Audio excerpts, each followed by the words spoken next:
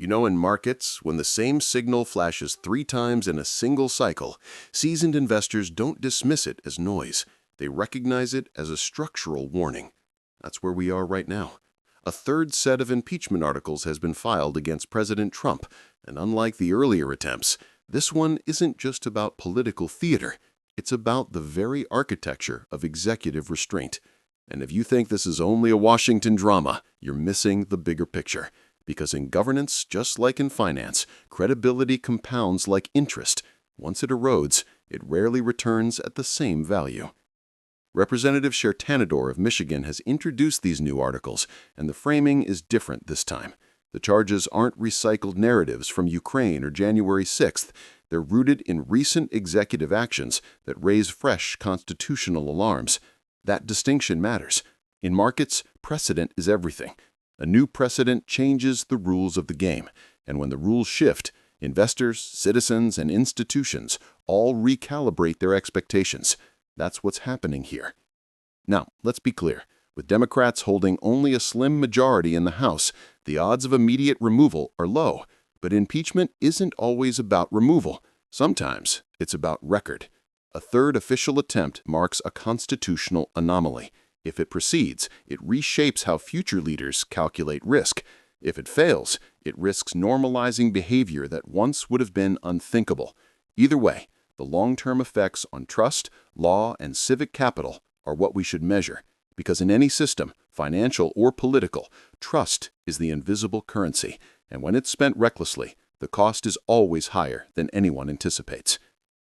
Over the past 48 hours, the conversation in Washington has shifted from speculation to structural crisis. On one side, you have formal charges from Congress. On the other, quiet but serious discussions inside the cabinet about invoking the 25th Amendment. That dual pressure is not noise. It's a signal of institutional fracture. In corporate terms, it's like a board considering both a shareholder lawsuit and a CEO ouster in the same breath. You don't see that unless the core system is under real stress. Sources close to the administration report that high-ranking officials have quietly discussed contingency planning for forced succession. These aren't mid-level aides or partisan actors. These are cabinet-level deliberations.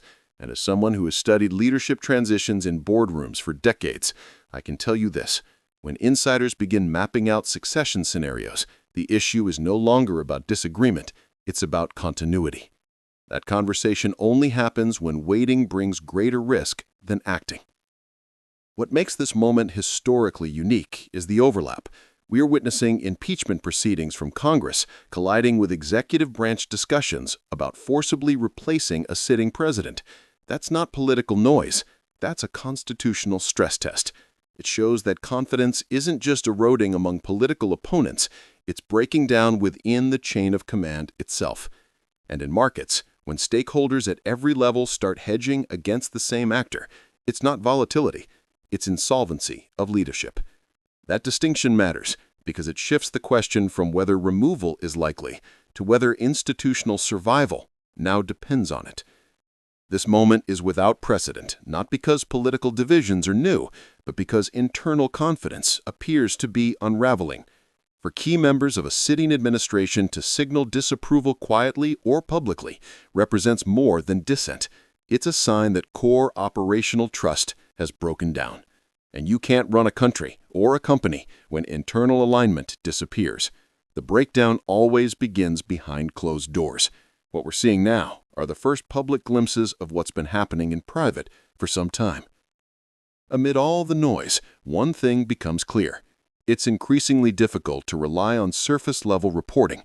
In business, we don't act on headlines. We look at fundamentals, incentives, and behaviors. The same applies here. What matters is not just what people are saying, but who is saying it now, why they're saying it now, and how it aligns with patterns. These impeachment articles don't recycle old narratives. They're new claims rooted in recent executive actions, and that distinction is critical. Because when new precedent is being set, the timeline matters. Markets, political or financial, respond most sharply not to chaos, but to uncertainty about what the rules truly are. That's where we are now. In the past few days, we've seen a dramatic shift not only in tone, but in the severity of the charges being raised. Some lawmakers are now describing the president's recent actions as a form of hostile engagement against the very country he serves. The phrase being used is treasonous warfare. From a legal standpoint, such language is rare. From an investor's perspective, it signals that confidence in executive restraint has reached a breaking point. When leaders are accused of acting against their own nation, we are no longer discussing politics. We are measuring the integrity of the republic itself. Alongside that is a second charge: ongoing and systematic violations of constitutional rights. This isn't about a singular misstep. It's described as a repeated pattern of power exercised beyond its legal limits. And in any institution, corporate or governmental, when rules are bent consistently without consequence, trust decays. And when trust goes, so does stability. Legal scholars have flagged two specific incidents that escalated these concerns and triggered the new articles of impeachment. The first occurred when the president issued an executive order declaring Antifa a terrorist organization. Regardless of one's view on that group, the constitutional process for making such a designation is well defined. It requires legal thresholds, interagency review, and congressional oversight. None of that was followed here. The concern is not just about who was targeted, but about how it was done. Unilateral power used outside the bounds of the law sets a precedent, and in both markets and governance, bad precedent becomes a cost nobody sees until it's too late. The second incident involves reports that a federal prosecutor may have been dismissed for declining to launch politically motivated investigations into the president's opponents.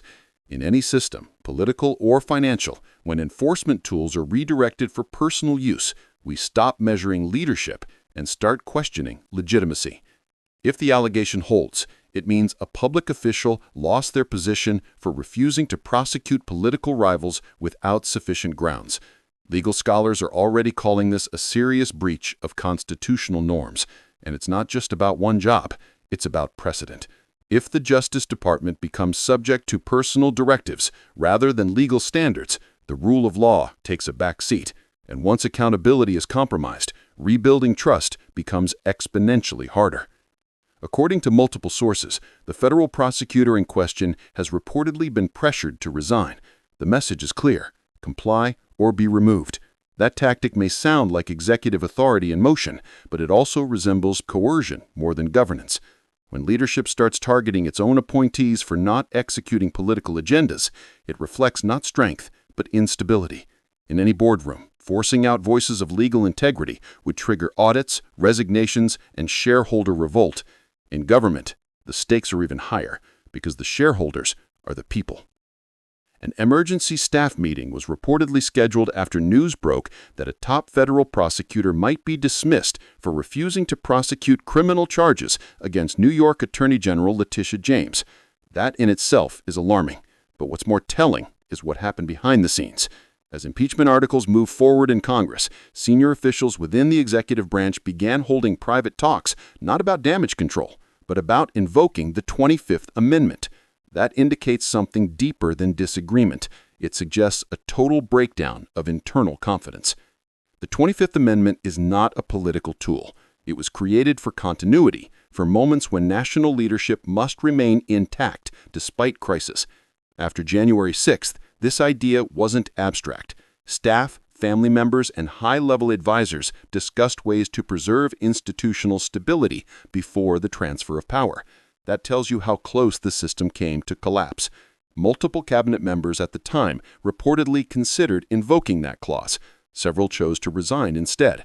One senior figure went further, suggesting that the remaining cabinet step in and collectively manage the administration to minimize chaos. In corporate terms, that's the equivalent of a board moving to constrain a CEO in real time. It rarely happens unless the risk of inaction is judged to be greater than the fallout of intervention. The push to hold President Trump accountable hasn't just emerged overnight. It's been years in the making. Civil society groups, legal coalitions, and lawmakers have steadily compiled documentation, legal analysis, and case material aimed at addressing what they see as constitutional violations. But timing in matters of statecraft, like an investment, is everything. A poorly timed impeachment isn't just ineffective, it reshapes the narrative, often empowering the very figure it seeks to limit. History casts a long shadow here. Trump was impeached twice, and each time he survived the process with his political capital intact, perhaps even enhanced. The Senate's refusal to convict in both cases reinforced the perception among his base that he was the target of political theater, not legal scrutiny. That perception, once embedded, becomes a powerful asset in branding and politics alike. Perceived victimhood can translate into momentum. That's the tightrope Democrats are walking now, risking legitimizing the very behavior they aim to challenge. That's why leadership has been waiting for a trigger so unmistakable, so institutionally disruptive that even members across the aisle would be forced to reconsider their position. The recent executive order labeling Antifa a terrorist group may represent that turning point. For some, the move feels like overdue action, but for others, it signals a departure from due process and an erosion of legal precedent. This isn't just about public perception, it's about whether executive action is drifting too far from the system of legal constraints designed to protect the balance of power. In a constitutional democracy, power doesn't exist in isolation. There are guards for a reason. The designation of a terrorist organization, for example, follows a structured process led by the State Department, supported by intelligence, and subject to congressional oversight. It's not designed for discretionary use. When a president bypasses that framework and acts unilaterally, the issue isn't just legal, it's systemic. Leadership becomes unpredictable. And in both markets and government, unpredictability is the enemy of trust. These legal protocols are not red tape. They exist to prevent abuse. Declaring a person or group a terrorist doesn't just carry a headline. It activates mechanisms that can freeze bank accounts, authorize surveillance without the usual checks, and initiate arrests under special provisions. These are tools meant for national defense, not political advantage.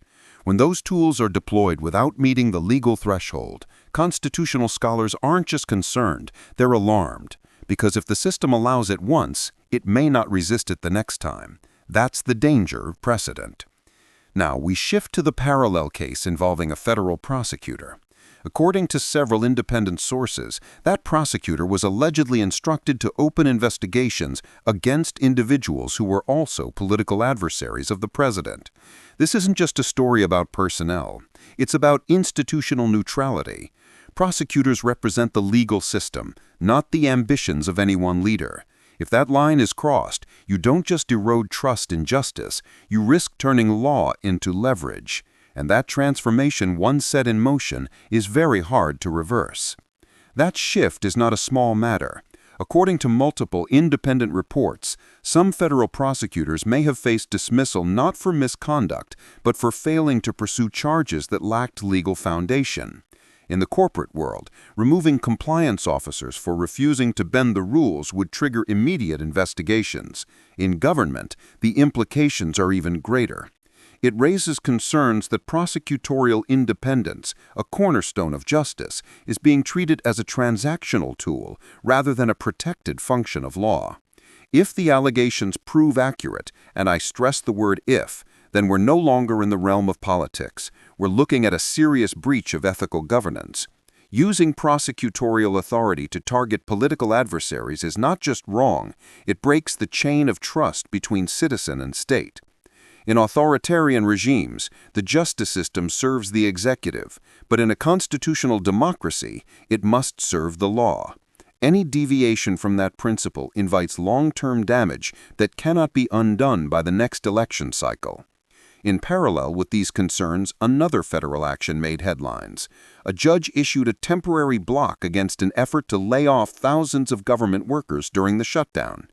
The court described the move as politically charged and reckless, citing the human toll of eliminating over 4,000 jobs without due consideration. In investment terms, this isn't just a labor issue, it's about governance risk. When short-term tactics override long-term stability, value erodes. Whether in business or in public service, decisions that ignore real human costs tend to compound into broader systemic failure. Federal employee unions have raised an important concern that the targeted layoffs during the shutdown were politically calculated to exert pressure on Congress rather than respond to operational necessity. With the impasse entering its third week, the broader impact is already visible. One organization, Free Speech for People, has been tracking executive conduct since the start of Trump's second term. Their current report lists 25 separate justifications for impeachment. That number is not just symbolic. It reflects a growing pattern, a series of unchecked decisions that collectively threaten the rule-based foundation of governance. Some allegations on that list will sound familiar. Mishandling of classified material, financial entanglements, and ethical breaches have all been discussed before. What's changed is the addition of two new items in the past 48 hours. One stems from the unilateral Antifa designation, the other from the attempt to fire a federal prosecutor over political noncompliance. What sets this impeachment push apart from previous efforts isn't just the content, it's the coalition. And the momentum is no longer confined to partisan lines. It's being echoed by voices across the legal and academic spectrum. It's no longer just progressive circles driving this. Prominent legal organizations, former federal prosecutors, and even some conservative constitutional scholars are raising alarm. Their concern isn't about optics, it's about precedent. When bipartisan experts converge on the idea that a red line has been crossed, the conversation shifts. And that brings us back to the 25th Amendment, ratified in 1967. This provision was designed to solve a very specific problem. What happens when a president becomes incapable, physically, mentally, or otherwise, of fulfilling the duties of office? It was built not for crisis theater, but for operational continuity. Before the 25th Amendment was ratified in 1967, the U.S. had no formal process for dealing with a president who became physically or mentally incapacitated. That absence left the country exposed to leadership vacuums. Section 4 of the amendment addressed that gap. It allows the vice president, with support from a majority of the cabinet, to declare the president unfit to discharge the powers and duties of the office. Think of it as an emergency succession clause, a mechanism built not for politics, but for continuity in moments of institutional vulnerability. In that scenario, the vice president immediately assumes the role of acting president. But here's what makes this clause unprecedented in practice. It has never been used against a president who refused to step aside. There have been instances of voluntary power transfers, like when President Reagan underwent surgery, but never a forced transition. The legal framework exists, the constitutional door is open, yet no one has ever crossed the threshold under opposition. If it happens, it won't just be a first, it will become a reference point for every presidency to follow. According to credible reports, high-level members of the administration are quietly weighing the outcome. These aren't fringe voices. They include individuals tasked with protecting the integrity of the executive branch. When cabinet-level leaders begin mapping out a constitutional exit strategy for a sitting president, it signals more than personal discontent. It reflects structural fear.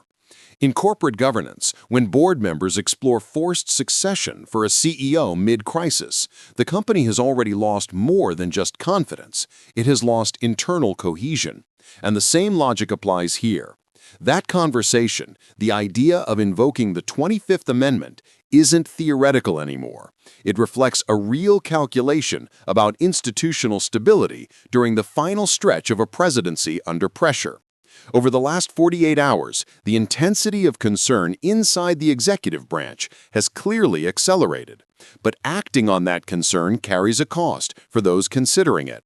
The political risk is massive. In today's hyper-polarized environment, even legitimate action may be branded as betrayal. Once that label sticks, it turns public servants into pariahs, cut off from influence, isolated from future coalitions. So the mere fact that senior officials are weighing this option tells us something. They believe standard checks no longer suffice. The names aren't public yet, but based on reporting, the group appears to include legal counsel and national security personnel, people responsible for constitutional continuity and threat containment. If those goals now feel the system is slipping outside the bounds of self-correction, then what we're seeing isn't just alarm, it's a signal that core mechanisms of restraint are perceived as ineffective. That's the kind of breakdown that precedes institutional intervention. This urgency is no coincidence. October 2025 marks a narrowing window. Midterm elections are less than a year away, and political momentum tends to harden as voting season nears. Democrats understand that once the calendar flips, the cost of delay may become irreversible. If Republicans gain seats in the next cycle, the chance to pursue impeachment could vanish altogether. It's a classic timing dilemma. Act under pressure now or lose the ability to act later. In markets, we call that a missed opportunity cost. In government, it's often the beginning of paralysis. Momentum is rarely driven by one event. It builds over time through repeated signals. In this case, the Antifa order and the prosecutor firing are not isolated anomalies. They're part of a sequence inside the government. Decision-makers are increasingly seeing these moves as part of a pattern, one that may reflect a broader disregard for procedural limits. When institutions detect recurring stress points without corrective action, confidence begins to shift from caution to alarm. Political theorists will dissect this moment for years. The more urgent issue is institutional response before the pattern hardens into precedent. What we're watching is a collision between constitutional principle and political execution. And like any system under pressure, outcomes become more predictable the longer they're delayed. If the House were to proceed with impeachment, the first step would be a formal vote. With Democrats currently holding the majority, that path is procedurally possible. But in matters of governance, the vote isn't just about numbers, it's about timing, perception, and consequence. Every institutional move now sends a signal not only to voters, but to future administrations about what is tolerated and what is challenged. Here's where the road narrows. A successful impeachment in the House doesn't end the process. It shifts the burden to the Senate, and conviction there requires a 2/3 majority. That threshold isn't just mathematical, it's cultural. It demands bipartisan agreement on constitutional limits. Importantly, neither impeachment nor the 25th Amendment automatically disqualifies a president from seeking office again. Only if the Senate convicts and then holds a follow-up vote by simple majority can that ban be enacted. In corporate terms, this is the equivalent of a board not only removing a CEO, but also barring future reinstatement. The stakes are legacy, not just legality. At that stage, if the Senate delivers a conviction, only 51 votes would be needed to bar the president from holding federal office again. But this process extends beyond eligibility. It's about historical positioning. Every impeachment establishes a documented benchmark, a permanent record that shapes how future generations interpret leadership. In capital markets, reputational damage can linger far longer than operational losses. In politics, the same principle applies. A legacy marked by repeated impeachment becomes a liability not just for the individual, but for the institutions that enabled it. If this proceeds, Trump would become the first president in U.S. history to face 3 separate impeachments. That fact alone carries symbolic weight. But there's also a media dynamic to consider. Weeks, perhaps months of public hearings would force lawmakers to confront these allegations in full view. For Republicans, it would mean placing their alignment with Trump under public scrutiny. For the public, it could become a tipping point. Opinion isn't just shaped by facts, it's shaped by the way those facts are processed over time. Visibility alters perception, and perception influences elections. Even without removal, the downstream impact could be substantial. It might weaken the administration's ability to negotiate, govern, or influence policy. It would also reframe how historians, legal scholars, and future leaders interpret this era. As for the 25th Amendment, that remains an entirely different lever. Unlike impeachment, which unfolds through weeks of procedural steps, the 25th can transfer power almost immediately. It's designed for moments of urgency, and when institutions face mounting uncertainty, the speed of resolution becomes a critical factor, not just for governance, but for stability itself. If the 25th Amendment were invoked, the vice president would immediately assume the role of acting president. Legally, the process transfers authority first, then asks questions later. Even if Trump contested the decision, he'd remain out of office while the dispute moved through Congress.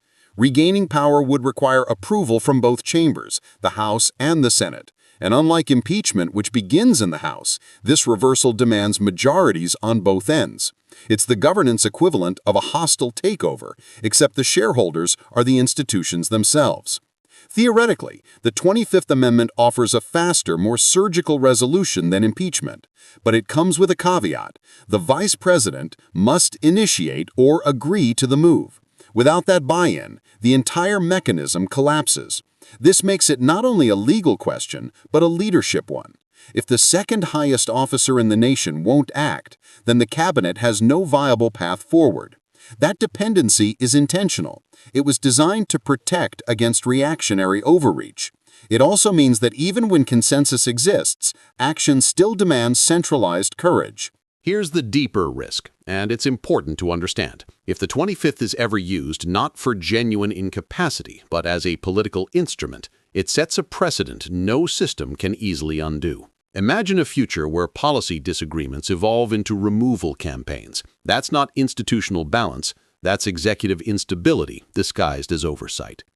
The line between necessary intervention and political ambition must remain razor-sharp. Once blurred, it undermines not just this presidency, but the structural trust every presidency relies on. In finance, that's called reputational contagion. In democracy, it's how legitimacy unravels. If one administration crosses the line and uses constitutional mechanisms as tactical leverage, it invites the next to do the same. What was once a last resort safeguard becomes a weaponized option. That's not constitutional order, that's strategic erosion. Every president would then lead under the shadow of internal ouster, not just public approval. It shifts the balance of power inward and creates chronic instability. From where I sit, it's not just dangerous, it's expensive, because uncertainty always carries cost. And if this proceeds, the next steps will be loud, public, and consequential. The House is likely to move forward, and the media storm will be substantial. If impeachment articles do pass in the House, the hearings will dominate headlines for weeks, perhaps months. That visibility matters. In markets, transparency can stabilize or destabilize depending on context.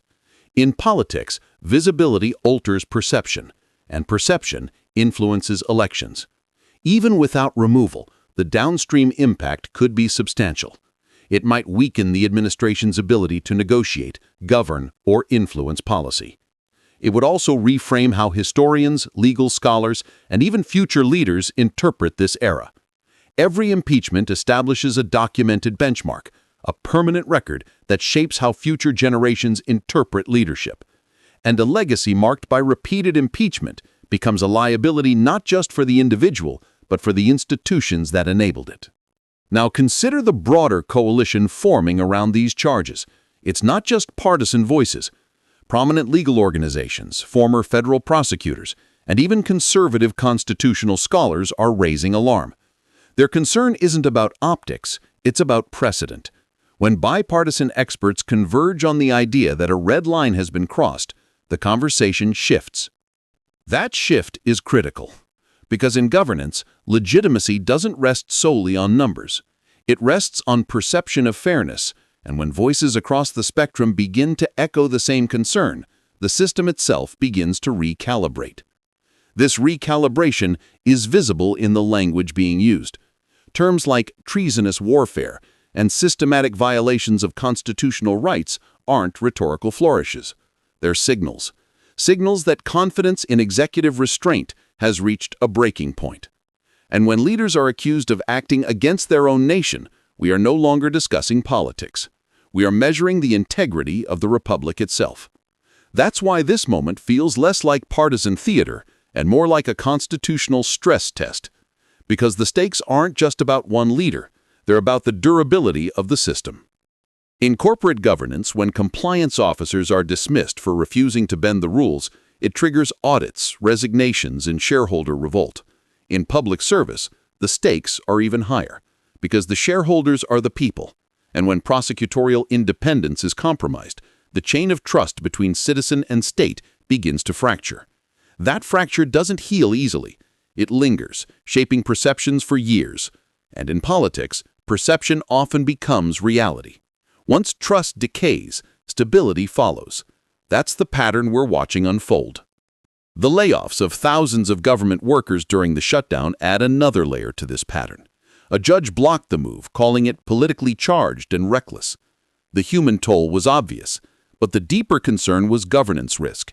When short-term tactics override long-term stability, value erodes. Whether in business or in public service, decisions that ignore real human costs tend to compound into broader systemic failure. And that failure isn't just operational, it's reputational. In markets, reputational damage can linger far longer than operational losses. In politics, the same principle applies.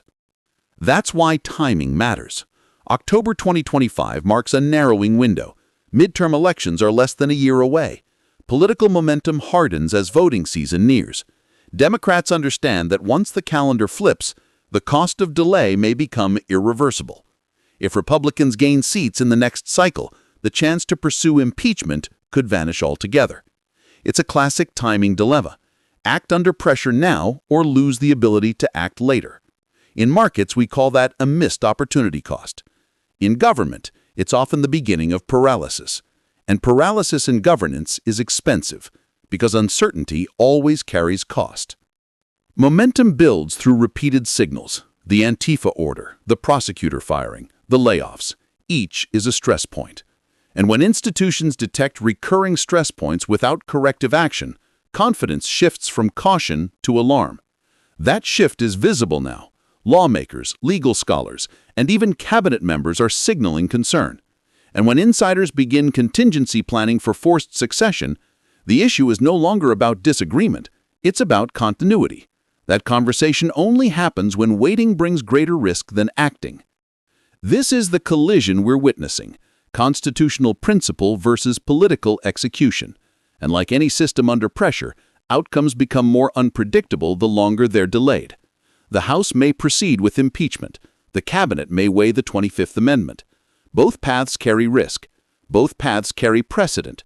And both paths will shape how future generations interpret this era. Because in governance, every move sends a signal. And those signals compound, just like interest. Once credibility erodes, it rarely returns. The speed of the 25th Amendment is both its strength and its danger. Unlike impeachment, which unfolds in stages, the 25th transfers power almost instantly. Authority shifts first, questions come later. That immediacy is why it was designed for moments of genuine incapacity. Heart attacks, strokes, surgeries, when hesitation could leave the nation exposed. But when applied in a political context, that speed becomes volatile. Because once power moves, even temporarily, the balance of legitimacy shifts with it, and regaining that legitimacy is never guaranteed. If Trump were to contest such a move, the process would require both chambers of Congress to weigh in. The House and the Senate would each need to vote, and only with majorities in both could he reclaim authority. That's a high bar. It means that even if the president resisted, he would remain sidelined while the dispute played out. In corporate terms, it's like a CEO being locked out of the boardroom while shareholders decide to reinstate him. The symbolism alone would be seismic, because in governance, perception is as powerful as procedure. And once a leader is seen as replaceable, the aura of inevitability that sustains authority begins to fracture. That fracture is already visible. Cabinet members weighing contingency plans, lawmakers drafting impeachment articles, legal scholars warning of precedent. Each signal compounds, and in systems, whether markets or governments, compounding signals are rarely ignored. They accumulate until the cost of inaction outweighs the risk of intervention. That's the tipping point we may be approaching, not because one event demands it, but because the sequence of events has created a pattern too stark to dismiss. Patterns matter. In finance, investors don't panic over one bad quarter. They panic when 3 bad quarters form a trend. In governance, the same logic applies. One controversial order might be dismissed as overreach. Two might be explained away as misjudgment. But 3, 4, 5 actions that bypass process, that becomes a pattern. And patterns erode confidence faster than any single misstep, because they suggest intent, not accident. And intent changes the calculus of risk. That's why the Antifa designation and the prosecutor dismissal matter so much. Not because they are the most dramatic actions ever taken, but because they fit into a sequence of unilateral moves, procedural bypasses, and personal directives. Each one chips away at the guardrails. And when guardrails weaken, the road ahead becomes unpredictable. In markets, unpredictability is the enemy of investment. In governance, it is the enemy of stability, and stability, once lost, is hard to regain. Consider the language being used by lawmakers and legal experts. Hostile engagement, treasonous warfare, systematic violations. These aren't casual phrases, they are signals of alarm. And when such language enters the mainstream of political discourse, it reshapes perception, because words matter. They frame the stakes. They tell citizens not just what is happening, but how to interpret it.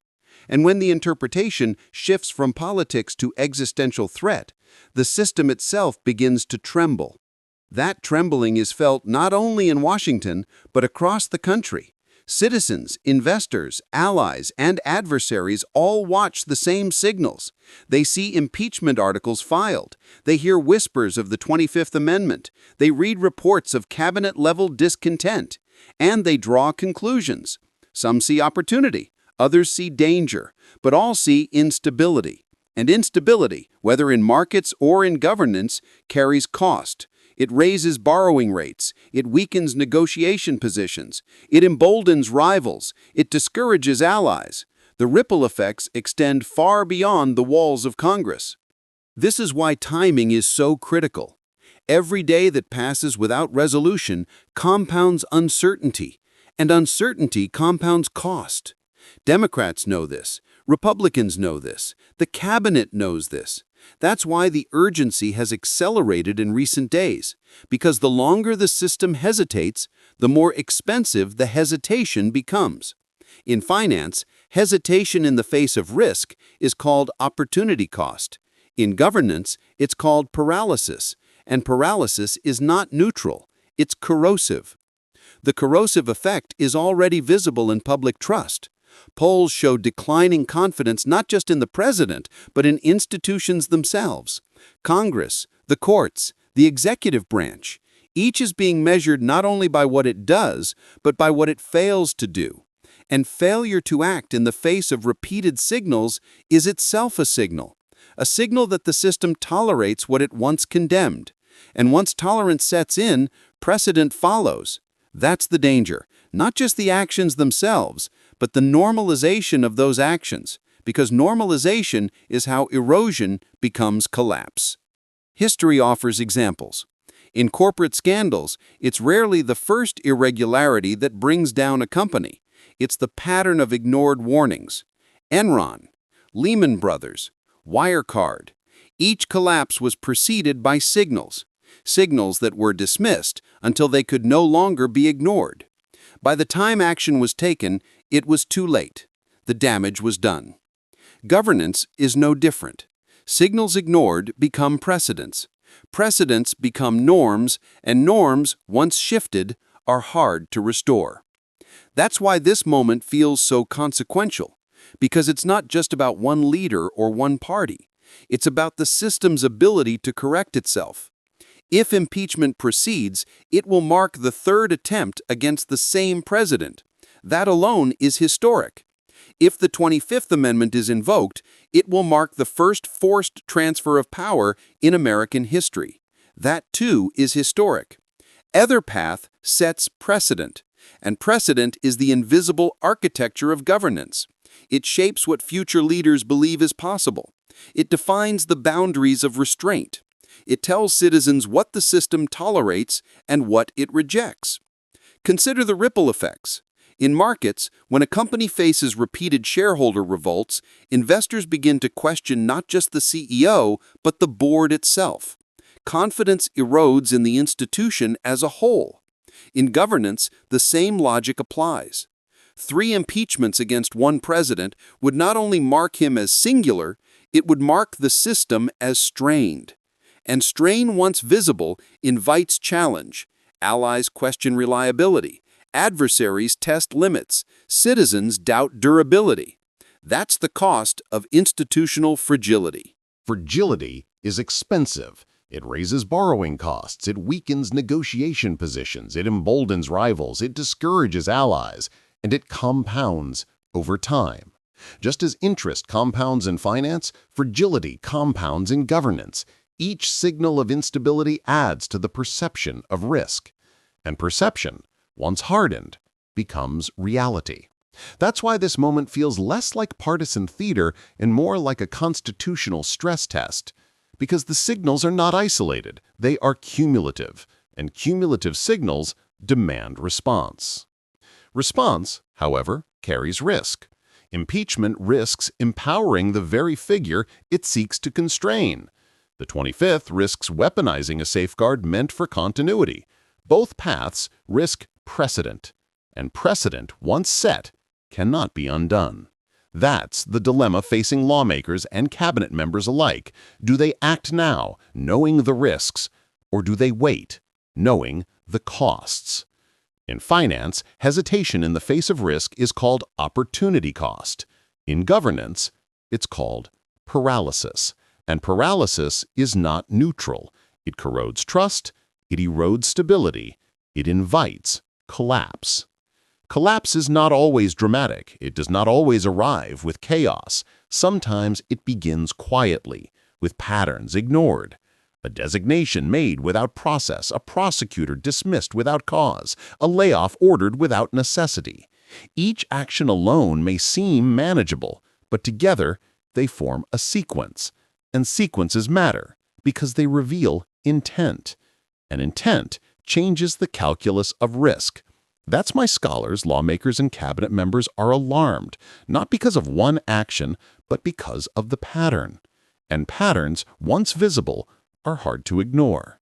Ignoring them is costly. History shows this. Enron ignored signals until collapse was inevitable. Lehman Brothers dismissed warnings until bankruptcy was unavoidable.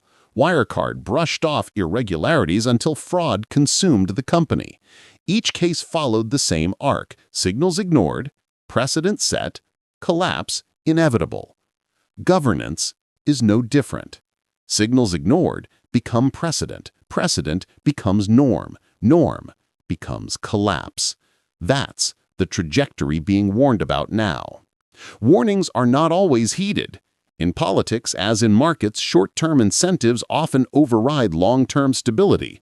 Leaders calculate risk based on immediate survival, not systemic durability. That's why impeachment has failed before. That's why the 25th has never been invoked. The cost of action is visible. The cost of inaction is invisible. And invisible costs are harder to measure, but they are no less real. In fact, they are often greater because they compound quietly until the system itself is weakened beyond repair. Repair is difficult. Once trust erodes, rebuilding it requires more than words. It requires action. And action, once delayed, loses potency. That's why timing matters. October 2025 is not just a date. It is a narrowing window. Midterms loom. Political momentum hardens. Opportunities vanish. Delay now may mean paralysis later. And paralysis, once entrenched, is rarely reversed. That's the urgency driving this moment, not just the actions themselves, but the timing of response. Because timing, in governance as in markets, is everything. Everything now hinges on perception. Citizens watch, allies watch, adversaries watch. Each draws conclusions. Some see resilience, others see fragility. But all see instability, and instability, whether in finance or governance, carries cost. That cost is measured not only in dollars or votes, but in credibility. And credibility, once lost, is the hardest currency to regain. Because credibility compounds like interest, and once it erodes, it rarely returns at the same value. The danger of precedent cannot be overstated. Once a safeguard is used outside its intended purpose, it ceases to be a safeguard. It becomes a tool. And tools, once weaponized, are rarely returned to neutrality. That's the risk with the 25th Amendment. If invoked not for incapacity but for political crisis, it sets a precedent that future administrations may exploit. Imagine a future where policy disagreements evolve into removal campaigns. That's not balance. That's instability disguised as oversight. And instability, once normalized, corrodes legitimacy at its core. Legitimacy is the invisible currency of governance. It sustains authority even when decisions are unpopular. It allows institutions to function even when outcomes are contested. Without legitimacy, law becomes leverage, and leverage becomes coercion. That's why scholars warn so urgently about precedent, because precedent doesn't just shape the present, it shapes the future. And the future of constitutional balance depends on restraint. Restraint in power, restraint in process, restraint in response. But restraint is difficult in moments of crisis. The pressure to act is immense. Citizens demand resolution. Allies demand stability. Adversaries exploit uncertainty. Markets react to signals. Each day of hesitation compounds cost, and cost, once visible, accelerates urgency. That's why impeachment articles have been filed. That's why cabinet members whisper about succession. That's why legal scholars raise alarms. Because the signals are not isolated, they are cumulative, and cumulative signals demand response. Response, however, is not simple. Impeachment requires votes, hearings, and conviction. The 25th requires consensus, courage, and risk. Both paths demand sacrifice. Both paths carry consequence, and both paths will shape legacy. Legacy, like reputation, compounds.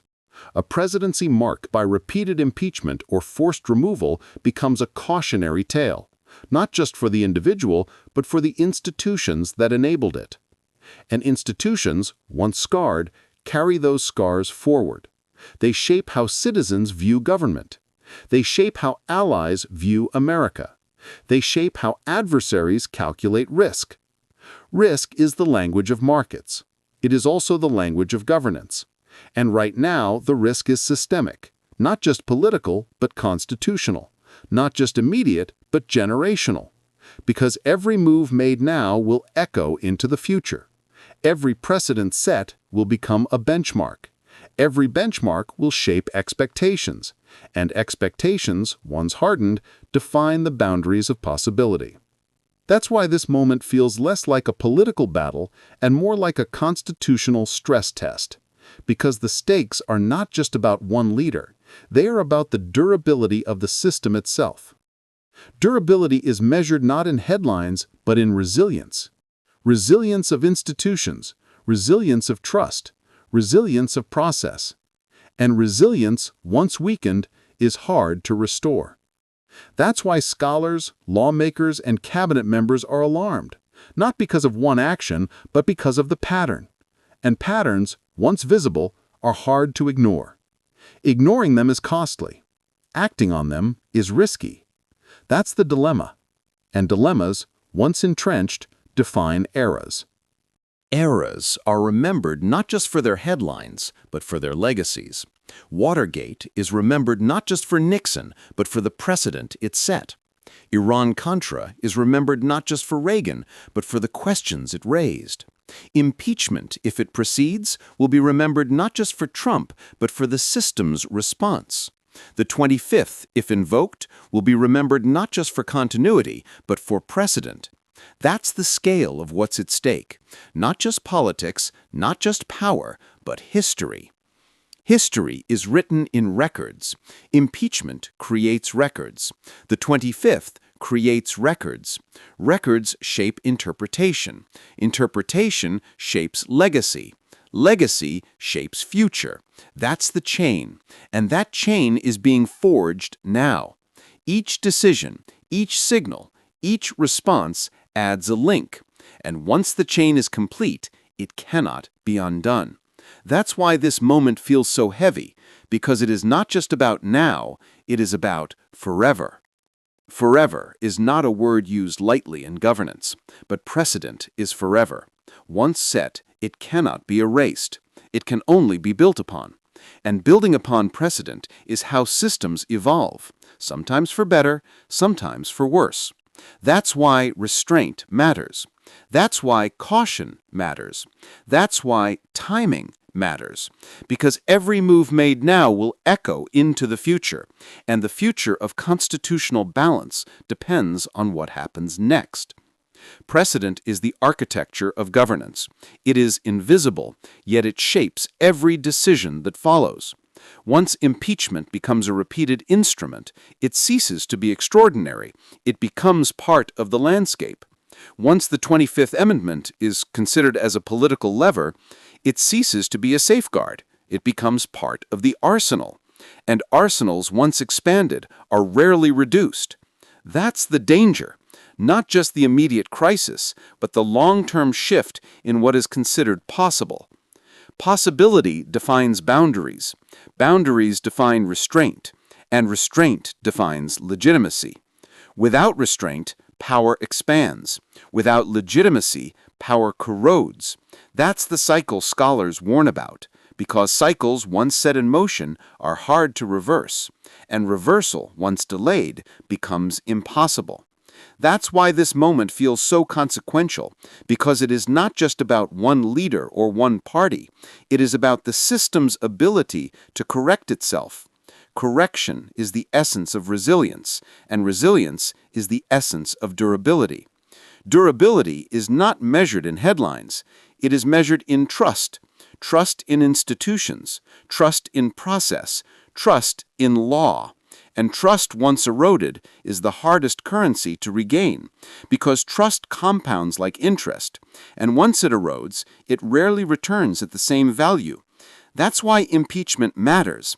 That's why the 25th matters. Not because they guarantee removal, but because they signal response. And response in governance is everything. Because silence is also a signal. And silence in the face of repeated stress signals tolerance. And tolerance, once normalized, becomes precedent. And precedent is forever. It cannot be erased. It can only be built upon. And building upon precedent is how systems evolve, sometimes for better, sometimes for worse. That's why restraint matters.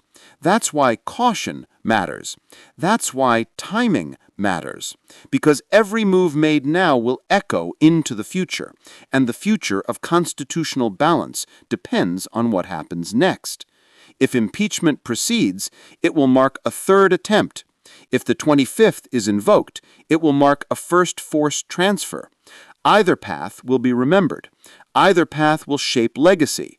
Either path will define precedent. Legacy is not just about individuals. It is about institutions. Institutions carry scars. Scars shape perception.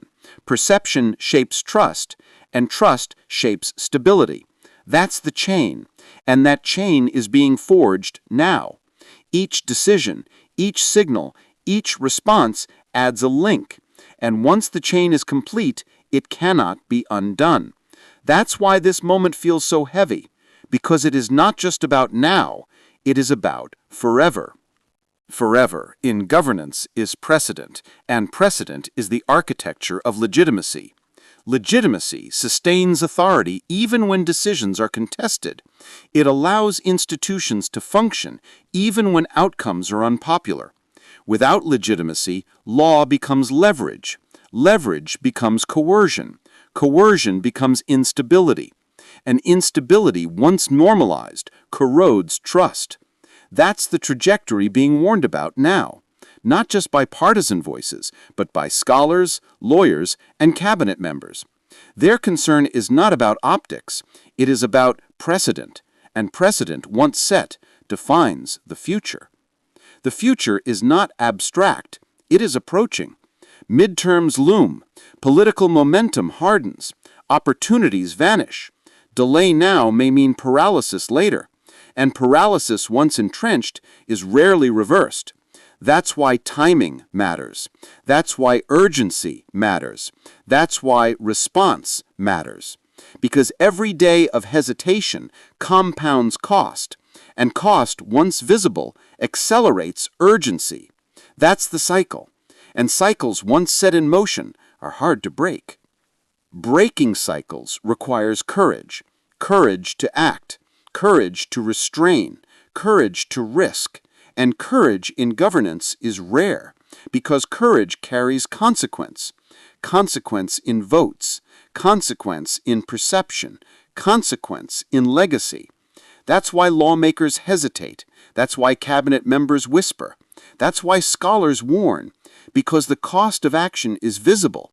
The cost of inaction is invisible. And invisible costs are harder to measure, but they are no less real. In fact, they are often greater, because they compound quietly until the system itself is weakened beyond repair. Repair is difficult. Once trust erodes, rebuilding it requires more than words. It requires action. And action, once delayed, loses potency. That's why timing matters. That's why urgency matters. That's why response matters. Because every move made now will echo into the future, and the future of constitutional balance depends on what happens next. That's the weight of this moment, not just politics, not just power, but history. History being written in real time. History that will be studied, debated, and remembered. History that will define precedent, and precedent that will define the future. The future of governance is not guaranteed. It depends on resilience. Resilience of institutions, resilience of trust, resilience of process, and resilience, once weakened, is hard to restore. That's why this moment feels so consequential, because it is not just about one leader or one party. It is about the system's ability to correct itself. Correction is the essence of resilience, and resilience is the essence of durability. Durability is the essence of legitimacy, and legitimacy is the essence of governance. That's the chain. And that chain is being tested now. Tested by impeachment, tested by the 25th, tested by precedent, tested by trust, tested by history.